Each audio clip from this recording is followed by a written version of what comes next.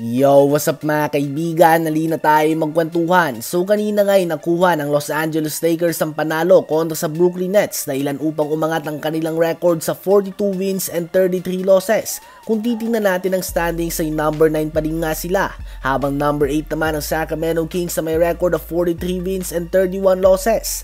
As a fan ng basketball, of course ayaw mo nga may nai-injured na player at very bad timing nga para sa Kings ang pagkaka-injured ni Malik Monk na napakalaking parte ng kanilang team especially sa opensa. Expected na nga siya na out sa buong regular season.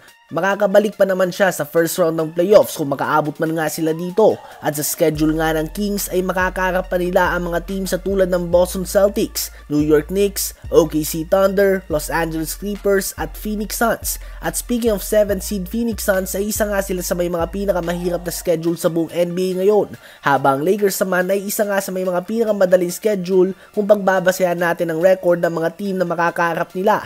Kaya naman literal nga na pumapabor sa Lakers ang lahat ngayon upang makuha ang 7th or 8th seed. Ang injury ni Malik Monk at heavy schedule ng Phoenix Suns at ng Sacramento Kings. Ito na nga ang tsansa ng Lakers sa umangat sa 8th or 7th seed. Ang next 2 games sila ay laban sa Toronto Raptors na may 13 sunod na talo na patungo sa game nila.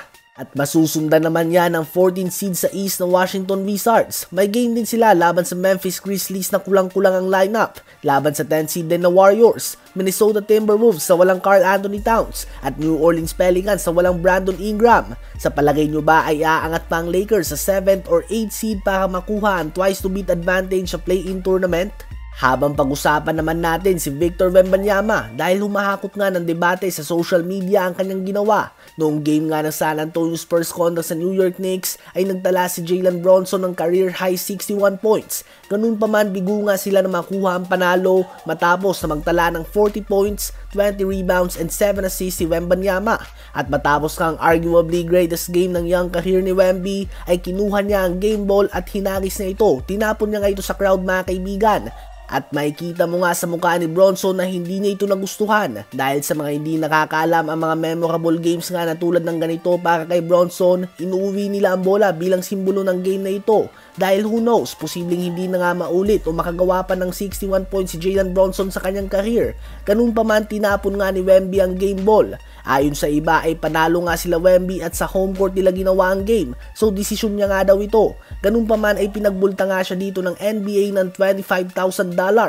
Sa panahon ngayon ay bibihira na nga tayo makakita ng tulad ni Wemby na after the game ay talagang competitive pa din ito at hindi nakikibody-body sa iba. Ganun pa man nakikita nga ito ng iba bilang mayabang na gawain. Kayo ba mga kaibigan, sa palagay nyo ba ay mali ang ginawa ni Victor Wembanyama?